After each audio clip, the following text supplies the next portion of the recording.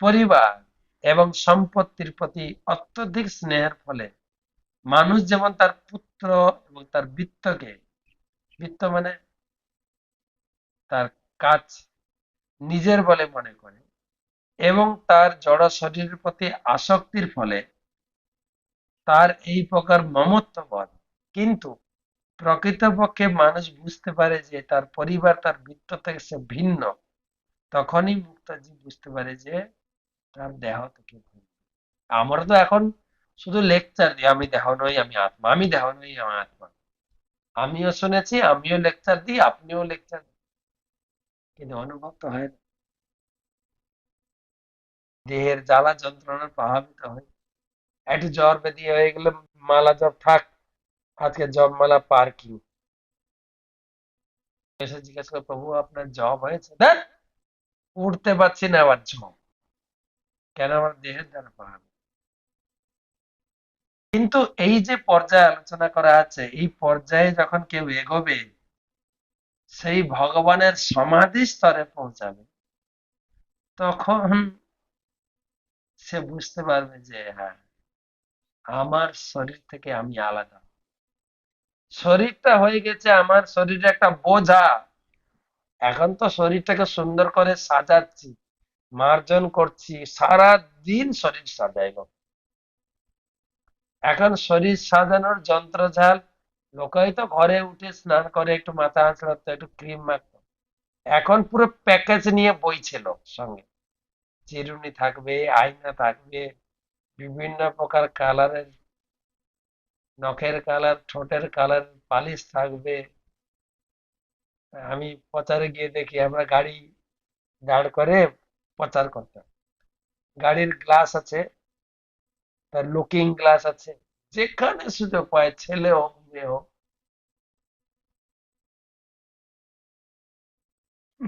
করতেই আছে। একদম নির্লজ্জ ভাবে সামনে দাঁড়িয়ে দাঁড়িয়ে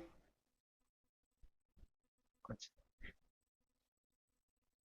সাজাচ্ছি, কিন্তু অনুভব হবে তখন এই শরীরটা, শরীর অবিদ্যা জাল, জড় ইন্দ্রিয় তাহে খান। আর তার উপরে জড় ইন্দ্রিয়, তার ভিতরে স্পেশাল ইন্দ্রিয় আছে, তার মধ্যে জিহ্বাবতী।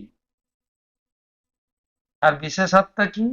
লোভময় সুদূরমতি, জিভে ফেলে বিষয়ে সাগর। আর আমাকে এই বিষয় রূপী জন্ম মৃত্যু চক্রে ফেলে দেয় এই জিহ্বা। ভাই, আচার্যগণ বলছেন, কৃষ্ণ বড় দয়াময়, করিবারে জিহ্বা জয়, সপ্রসাদ উন্নতি লাভায়। তিনি প্রসাদ দিয়ে গেছেন, প্রসাদ খেতে খেতে আমার ভিতরে এই অবিদ্যা বা ভগবানকে ছেড়ে জাগতিক আসক্তির প্রতি আমি ধীরে ধীরে নিবৃত্ত হব। তখন বুঝতে পারবো যে আমি দেহ নই, আর দেহের সম্পর্কে আমার যত ছেলে মেয়ে আত্মীয় স্বজন, তারাও আমার কেউ না। তখন উপলব্ধি হবে। আর আপনি হয়তো মনে করছেন, বাপরে, এরকম উপলব্ধি হলে আমি ভক্তিই করব না, আমি তো সবাইকে নিয়ে থাকতে চাই, আর থাকতে চাই বলে তো কষ্ট পাচ্ছি। অরিজিনালি এই শাস্ত্র অধ্যয়নের মাধ্যমে আমরা বুঝছি, মামাই বংশ জীবলোকে জীবভূত সনাতন। আমরা হচ্ছে ঈশ্বরের সন্তান।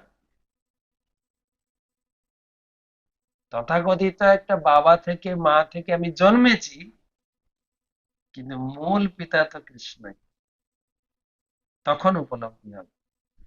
আমরা সেই কৃষ্ণকে ভুলে যাওয়ার ফলেই এই জগৎ আঁকড়ে আছি। আর আঁকড়ে রেখে আমরা কষ্ট কষ্ট কেবল কষ্টই ভোগ করছি। তো সেই সমাধি পর্যায়ে গেলে উপলব্ধি হবে আমি দেহ না। এখন তো আমাদের উপলব্ধি হয়নি। আজ থেকে 32 বছর আগে সেই ইস্কনে ঢুকেছিলাম, তখনও শুনছি আমি দেহ নই আত্মা। আর সেটা শুনে শুনে সবাইকে জ্ঞানও দিচ্ছি, কোনো উপলব্ধি আমার তো হয়নি। গুরু কৃপা বলে যদি কখনো উপলব্ধি হয়, আমার গুরু মাঝকে দেখেছি, কিভাবে তিনি এই আত্ম উপলব্ধির জন্য আমাদের শিক্ষা দিতেন। তখন প্রথমের দিকে 92-93 সালে মায়াপুরে এত ভক্ত ছিল না, গুরু মহারাজের এত শিষ্য ছিল না। সরাসরি ভাবে আমরা গুরু মহারাজের সঙ্গে অনেকটাই মিলিত হতে পারতাম। তিনি থাকেন আমাদের পদ্ম ভবন লোটাস বিল্ডিং এর ছাদে, একটা ছোট্ট রুম আছে, ওখানে থাকে। তো তার অফিস আছেন চক্র ভবনে, মোটামুটি দুটো বিল্ডিং এর খানিকটা দূর। সারাদিন অফিস সেরে তিনি সন্ধ্যার সময় উঠতেন, আর আমরা অপেক্ষা করতাম। তখন লিফট ছিল না, 4 তলার উপরে 5 তলা, 5 তলায় ছাদ থাকতো। হেঁটে উঠতেন, প্রকাণ্ড শরীর, জলি, শরীরটা একদম তুলার মতো নরম, টুকটুকে ফর্সা, সুদর্শন শরীর। আমরা অপেক্ষা করতাম গুরু মহারাজকে নিয়ে আমরা ছাদে যাব। কিভাবে না, গুরু মহারাজ চাইতেন আমরা ঠেলে ঠেলে তাকে উপরে তুলি, কেন লিফট ছিল না। তো ওনার হাতে ছিল একটা শক্ত লাঠি, যেটা লাঠিটা সবসময় ব্যবহার করতেন হাঁটা চলা। লাঠিটা ধরিয়ে দিতেন, কমপক্ষে 10 জন ভক্ত লাঠি ধরে সামনে টানতেন সিঁড়িতে, আর প্রায় 20 জন ভক্ত পিছনে আমরা ঠেলে ঠেলে নিয়ে যেতাম। খুব মজা। মাঝে মাঝে গুরু মহারাজ একদম আটকে যেতেন, 10 জন টানুক আর 20 জন ঠেলুক, একটুও নড়তেন না। আবার একটা হাসি দিয়ে তিনি উঠতেন। ছাদে পৌঁছে তিনি, তার একটা বড় জপ ব্যাগ ছিল, জপমালা, খুব বড় মালা ছিল, যেরকম শরীর সেরকম মালা ছিল। মালাটা নিয়ে আমাদের সঙ্গে প্রায় আধ ঘন্টা, 40-45 মিনিট, কখনো 1 ঘন্টা জপ করতেন, ছাদে হেঁটে হেঁটে। কখনো স্পিডে হাঁটতেন, কখনো হালকা হাঁটতেন, কখনো দাঁড়িয়ে যেতেন, বিভিন্ন রকম ভঙ্গিমায় দাঁড়িয়ে একদম আবিষ্ট চিত্তে 4-5 বেলা 4-5টা গুটি জপ করতেন, আবার হাঁটতেন, আবার আবেগের সুরে মাঝে মাঝে জপ করতে করতে হরে Krishna Krishna Krishna Hare Hare, Hare Ram Ram Ram Hare Hare.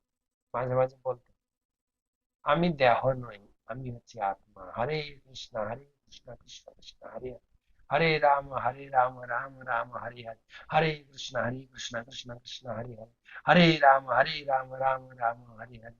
I am not this body, I am spirit soul. আমি আত্মা, আমি দেহ নই। হরে কৃষ্ণ। এরকম মাঝে মাঝে প্রায় 1 মিনিট অন্তর, 5 মিনিট অন্তর, 10 মিনিট অন্তর। তো একদিন আমরা জিজ্ঞাসা করছি, গুরু মহারাজ একই কথা আপনি বারে বারে বলছেন, আমি দেহ নই আত্মা, আমি দেহ নই আত্মা। গুরু মহারাজ বললেন, দেখো, ইসকনে যবে থেকে এসে তবে থেকেই শুনছি গীতা ভাগবতমে সাধুদের মুখ থেকে, আমি দেহ নই আত্মা। উপলব্ধি তো হয় না। তাই বারে বারে বলছি, যদি একটু উপলব্ধি হয়, সেই জন্য বারে বারে বলছি। তো সেটাই তিনি আমাদের করাতেন, যে বারে বারে যেন এটা উপলব্ধি। আর সত্যিই আমরা দেখেছি গুরুমা যেভাবে শিক্ষা দিতেন, আর এখন আমরা অনুভব করছি গুরুমা সত্যিকারে দেহ চেতনায় তিনি নেই। সব সময় যে কোনো ধরনের আপনি প্রশ্ন করবেন, উত্তর আসবে ভগবানের উপদেশ থেকে, যেন অন্তর থেকে কেউ গুরুদেবকে বলাচ্ছে। তিনি প্রশ্ন উত্তর করেন প্রতি ক্লাসে, শুনবেন,